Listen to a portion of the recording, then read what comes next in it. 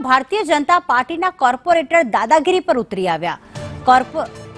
Contractor સામે જયેશ બોગરાએ ધમકીના સૂર ઉઠાવ્યા। મર્યાદા ચૂક્યા તો મારી મારીને ફાડી નાખીશ તેવું બોગરાએ કહ્યું। વોર્ડ નંબર 7ના કોર્પોરેટર જયેશ બોગરાએ ધમકી આપી।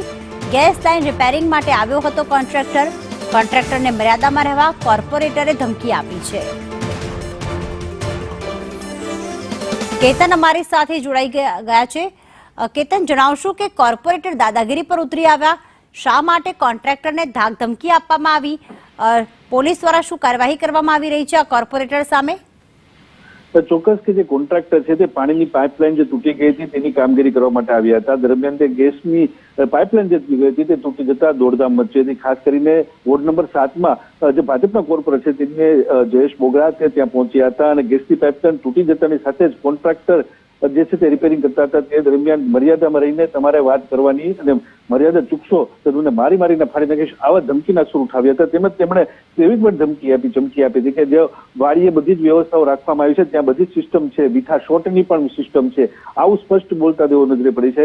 જે પહેલા હતું તે હવે કાંઈ રહ્યું નથી તેમ જણાવી અને કીધું કે કામગીરી કરો તો વ્યવસ્થિત કરજો અને કોઈ પણ પ્રકારની જે મર્યાદા ચૂકશો તો તમને પણ સબક શીખવાડશે આવા ધમકીના સૂર કોન્ટ્રાક્ટરોને કહેવામાં આવતા। હાલ તો જે છે તે પોલીસ દ્વારા કોઈ કામગીરી કરવાનું નથી, જ્યાં સુધી કોન્ટ્રાક્ટ ફરિયાદ ન કરે ત્યાં સુધી કોઈ એક્શન લેવાઈ શકે નહીં। પરંતુ જે જયેશ બોગરા દ્વારા જે ધમકીના સૂર જે ઉચ્ચારવામાં આવે તેને લઈને ક્યાંક ને ક્યાંક જે છે તે રોષ પણ જોવા મળી રહ્યો છે। જી આભાર કેતન તમામ વિગતો માટે। તો કોર્પોરેટર દ્વારા જે ધાક ધમકી આપવામાં આવી કે બધું જ વાડીએ તૈયાર છે, મીઠાના શોર્ટ પણ તૈયાર છે તેવી પણ વાત કરવામાં આવી। કોન્ટ્રાક્ટર પોતાનું કામ કરી રહ્યા હતા। હવે આમાં પોલીસની કામગીરી એટલા માટે નથી થઈ કારણ કે કોન્ટ્રાક્ટરે કોઈ ફરિયાદ પણ નોંધાવી નથી, પણ ત્યાં કેટલાક સ્થાનિકો હાજર હતા। તેમણે જોયું કે કઈ રીતે કોર્પોરેટર જે છે પોતાની સત્તાનો દુરુપયોગ કરીને કોન્ટ્રાક્ટરને ધમકાવી રહ્યો છે। આ કોન્ટ્રાક્ટર તો પોતાની ગેસની પાઇપલાઇન જે લીક થઈ રહી હતી તે જે છે રિપેર કરી રહ્યા હતા અને મર્યાદા ચૂક્યા તો મારી મારીને ફાડી નાખીશ, બધું વાડીએ તૈયાર છે તેવી ધાક ધમકી કોર્પોરેટરે ઉચ્ચારી હતી।